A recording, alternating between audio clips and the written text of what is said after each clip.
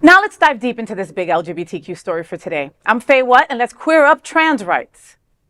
Hegseth issues ultimatum to trans troops to resign by Pride Month or else. At the Defense Department, we continue to relentlessly pursue the president's agenda, especially on readiness. He put out an executive order a week into his presidency, stating the prioritizing military excellence and readiness, that expressing a false gender identity divergent from an individual's sex cannot satisfy the rigorous standards necessary for military service. We agree, and so we implemented that policy. It was challenged in court, and of course, we appealed. And 2 days ago at the Supreme Court, our policy was upheld. And so we're going to continue to advance that policy here at the Defense Department. So, in accordance with policy now reinstated, service members who have a current diagnosis or history of or exhibit symptoms consistent with gender dysphoria may elect to separate voluntarily. There's a timeline here, and then eventually involuntarily if necessary. This is the president's agenda. This is what the American people voted for, and we're going to continue to relentlessly pursue it. After the Supreme Court allowed the Trump administration's ban on transgender individuals serving in the military, Secretary of Defense Pete Hegseth issued an ultimatum to trans service members. They have until June 6th to voluntarily resign from their positions in the military, or they will be discharged.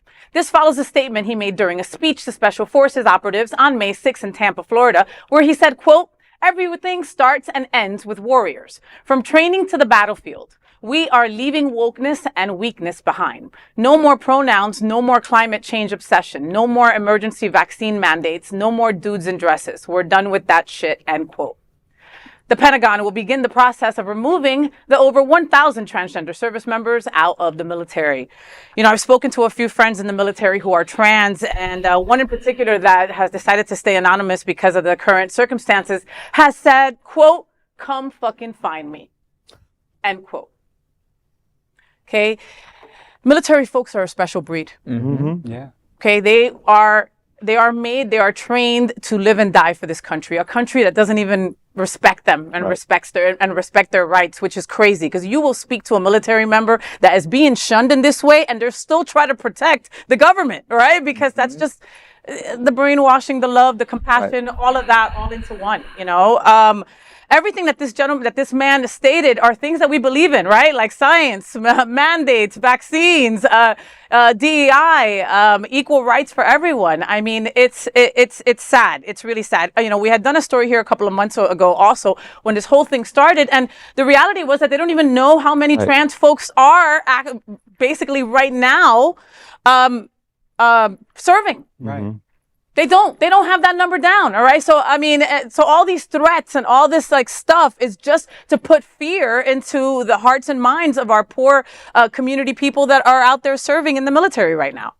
And that shows exactly like what other countries must think of us, is that we're so fearful of our own military people and disgracing. I mean, they're patriots, you know, and this is how we're treating them. They're true patriots, not those people that freaking did what they did at the Capitol. Those are people who are not patriots. No, I don't consider them patriots either. So it infuriates me when I see things like this being passed. It's disgusting. You know, I'm thinking back on my knowledge about the military, and I just remember in the last couple of years that there's been a drop in voluntary sign-ups. Mm-hmm. I remember that they've lowered the standards, meaning that there was a certain level that you had to pass an aptitude test or an educational test, and I remember they lowered those standards.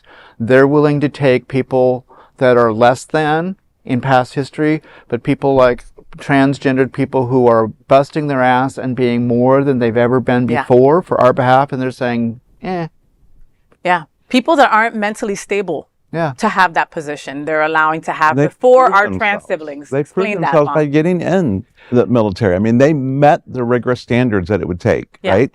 And exceeded. They're lowering their standards now, so basically they're just going to take anyone that they want. Yeah, and at the same point, it's my understanding that Pete the gentleman who was speaking, I can't even pronounce his last name. I'm so irritated right now.